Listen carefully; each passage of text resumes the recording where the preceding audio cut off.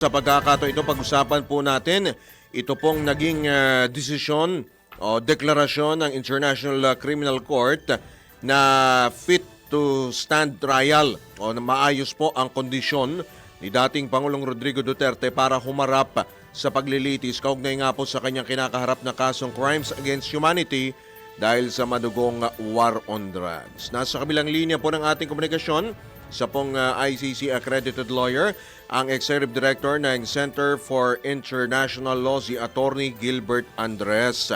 Magandang umaga po, Attorney Andres. Welcome po muli sa DWICLU Channel 23. Drew Nasino po at John Ibanez. Good morning po, Attorney Andres. Hello.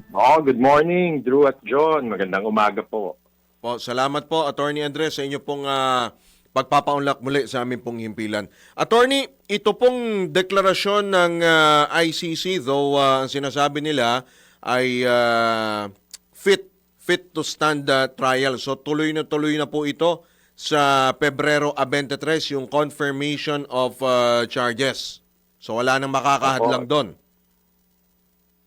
Tuloy na po ito. At natutuwa nga yung mga biktima ng war on drugs. Talagang sila po yung nagagalak at matutuloy na nga yung confirmation of charges hearing. Po bang desisyon na ito ng ICC, hindi na po pwedeng ikangay mabago pa sa inyong pagkakaalam, Attorney Hindi na Andres? pwedeng umapela, Kung Attorney. sakaling iapila po ng depensa? May po siyang baguhin Kasi kung tingnan mo yung rules, yung article ng Rome Statute, wala po siya dun, hindi po siya nakakasaad dun sa mga naka-enumerate, So sa tingin ko po, kailangan pa pong humingi ng permiso o sa pre-trial chamber para umapila. Tawag po dun ay with leave of court. Kaya mukhang mahirap po itong i-apila po atong decision po ito. And considering na ibinasi po ng ICC Pre-Trial Chamber 1 sa pagsusuri ng 3 independent medical expert, ibig sabihin, walang kaduda-duda na po ito. Tama po ba, Attorney Andres? Tama po kayo dyan. Talagang walang duda-duda na po. Okay. Pero sinuri naman po siya. Okay. Apo, Attorney, meron po ditong statement ang kampo po ni dating Pangulong Duterte, yung kanya pong counsel, legal counsel, si Attorney Nicholas Kaufman.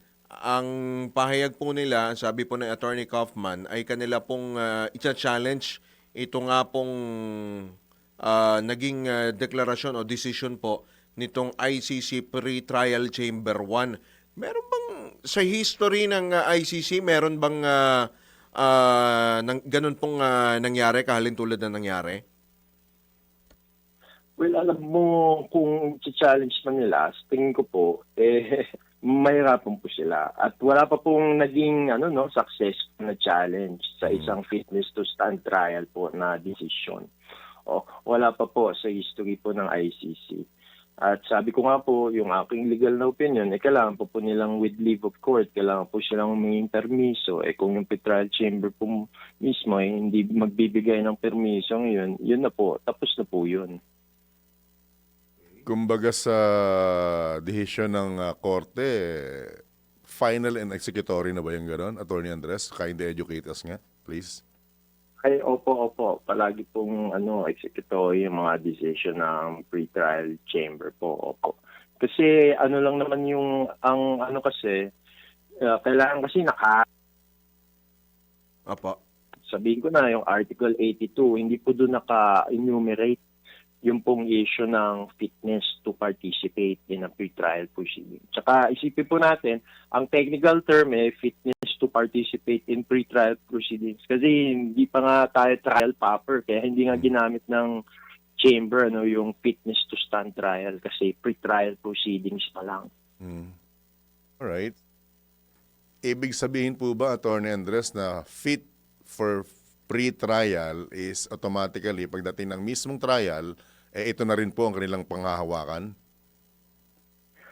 Well, next step pa siya talaga, yung trial proper. Kasi yun nga, yung pre-trial, doon i-prove ng prosecutor na dapat nga ituloy sa trial proper. Paglilitis. So talagang lang natin, step by step. Okay. So, after po nitong gaano ho katagal? Di ba, Pebrero 23, di ba? Yung kanyang confirmation of charges hearing. After po nun, gaano katagal bago tayo magtungo doon sa talagang trial proper na po? Ah, Oo, kung maano man, ma-confirm man po ang charges, siguro within the quarter or within the next quarter, mahirap lang talagang mabasa, no, kasi hindi pa nga nagsisimula, no. Yung in fact yung February 23 po, which is a Monday, ano po yan pa lang po yung simula ng confirmation of charges hearing po. Kasi hindi naman siya isang araw, it will go on for days, ano. Although doon sa calendar, nakalagay lang po talaga Feb 23 from 9:30 to 4 p.m. So hindi doon magtatapos yung 23, yung confirmation of charges hearing, Attorney Andres. Tama po yung pagkakaintindi Ilang namin. araw pala yung naabot yan, no? Sa tingin ko po, hindi lang po siya isang araw. Sa tingin ko po, it will be days, ano. Kasi yun nga, talagang start lang po yan yung February 23. Alright. So, sa panig naman po ng mga biktima, ano po ang naging initial reaction nung mabalitaan po nila itong naging deklarasyon po ng ICC? Ay talagang nagpapasalamat po sila sa Diyos at talagang nabuhayan po sila ng loob. Opo, na talagang tuloy na po yung confirmation of charges hearing. At ang sabi po namin na ito po yung unang hakbang tungo sa kanilang pagkamit ng hustisya. Po. Attorney Andres, di ba kinakailangang personally dumalo yung ilang mga victim as witness? Kamusta na po? Ilan na po yung confirmed na if ever na dadalo sa pagdinig, if ever na matuloy po? Okay. Doon po sa pagdalo, hindi po sila required, ano, hindi po siya kagaya dito sa Pilipinas po, ano, kasi alam naman po ng ICC na may heightened security risk, ano, yung pong mga biktima. Kaya po nagtalaga yung ICC, ano, ng legal representative for victims. So ito pong legal representative for victims, siya po yung mag-argue, siya po magrepresenta kung ano mang mga harm suffered po ng mga biktima para po magkaroon po talaga ng boses yung mga biktima during the confirmation of charges hearing po. At sino po itong mga ito? Bukod po sa inyo, sino pa po? Opo, yung isa po ay si Attorney Joel Butuyan, na aming chairperson po sa Center Law Philippines. At yung isa po, manggagaling po sa Office of the Public Counsel for Victims. I think yun po yung principal counsel mismo, si Ms. Paula Masita po. So yun po ang ating mga legal representative for victims po. So bali tatlo kayong lalabas na legal representative, Attorney Andres? Opo, tatlo po kaming lalabas po. Sa pagkakataon po, if ever na matuloy, magkakaroon po ba ka ng pagbabawal na kagaya nito? Merong mga pagkakataong ini-interview po kayo. Magkakaroon po ba ng pagbabawal if ever magtuloy-tuloy na yung pagdinig, Attorney? Well, hindi po kami dapat bigay ng any confidential ng mga data po, any confidential po na nakalagay po sa mga pleadings. So, yun po yung mga confidentiality duties po ng isang legal representative for victims. So pwede pa rin namin kayo, halimbawa, pwede pa rin kayong makausap ng media For update. for updates lang. Opo, pwede po. Okay. Opo, part po yan ng duty natin to the public po. Okay, kasi yun ang syempre gusto rin marinig ng publiko, ng mga mamamayan dito, lalo yung mga naging biktima ng war on drugs na hindi naman punta dyan, makakabiyahe sa Netherlands. Attorney, yung tagal ng ano bang sa history ng ICC, ano ba yung naging pinakamabilis na paglilitis na sa inyong pagkakatanda po? Alam mo, pa rin siya taon pa rin po siya. Taon pa rin Kasi talaga inaabot, ano? Hindi natin mababasa kasi ano yung magiging hakbangin ng defense Oo, at nakita naman po natin dito sa kasong to. Case-to-case basis.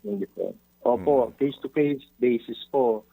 Ngunit, meron po akong mga nanginig na estimates po na siguro hindi naman to tatagal ng ilang taon. Kasi yung tatlo po yung charges, na crimes against humanity for murder. 3 counts po yun.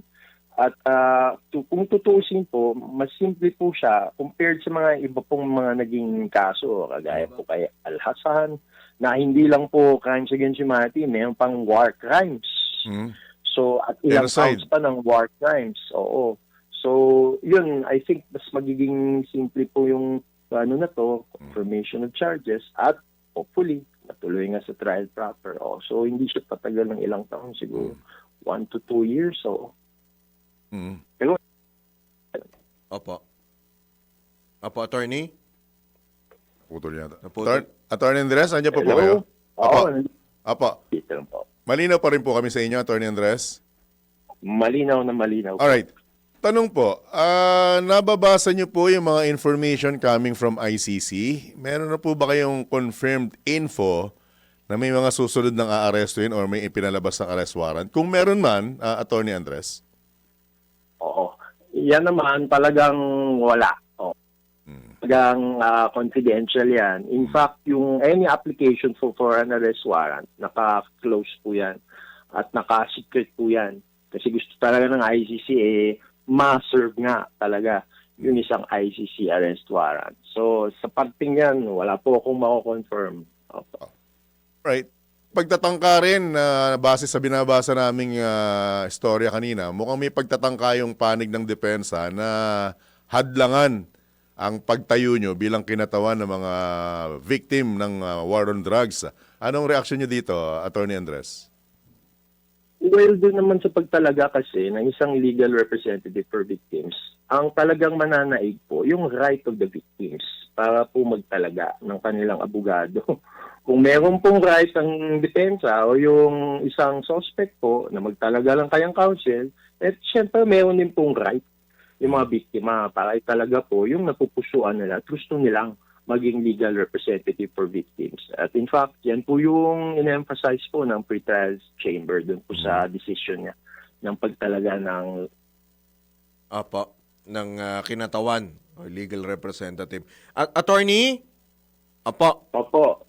Last na lang po on my part, though kinonfirm nyo na rin naman na merong tinatawag na confidentiality doon sa kumbaga talagang confidential yung kung meron mang susunod na arrest warrant o may panibago. So, pwede na po, kumbaga wala pang dapat ikabahala sa ngayon si Senator De La Rosa. Pwede na siyang umattend sa Senate. May mga mahalagang panukalang batas na dapat talakayin. Okay. Hello? Go ahead, go ahead. Go ahead po. Opo, yung sagot ko naman dyan, hindi patungkol sa IC. Ang sagot ko dyan ay duty niya sa bansang Pilipinas. Kasi elected official po siya at mayroon siyang duty sa ilalim po ng saligang batas na upaten po ng mga hearings po ng Senado po ng Republika ng Pilipinas. So, yun po yung dapat gawin, gampanan ni Senator Bato de la Rosa. Ang kanya pong tungkulin kanya pong sinumpaan sa Republika ng Pilipinas. Alright. With that, baka may karagdagan ka pa pong mensahe, Attorney Andres, lalo na doon sa mga victim at mga kamag-anak nila na umaasang magkakaroon na ng tuloy-tuloy na liwanag Yung ilang itong taon pong kasong ito. naghintay. Opo. Ay, opo. Siguro ang mensahe ko po sa mga biktima ng war on drugs, patuloy lang po tayong magdasal, patuloy po tayong mamatsyag, at patuloy po tayong umasa po. At alam po natin na ito po yung unang hakbang. Ngunit marami pa pong mga hakbang na tatahakin. Kaya patuloy lang po tayong magdasal at umasa po. At meron namang Diyos ng hustisya po. Alright, marami pong salamat, Attorney Andres, sa inyo pong oras at good luck po sa inyo, sir. Good morning, sir. Opo, magandang umaga po. Salamat, Drew Ingat at po. John. Opo, Po. maraming salamat. Mabuhay Alright. po Ingat tayo. po Ingat kayo. po kayo. Good luck. Thank you po, Alright. sir. Si Attorney Gilbert Andres, isa pong ICC accredited lawyer at executive director ng Center for International Law.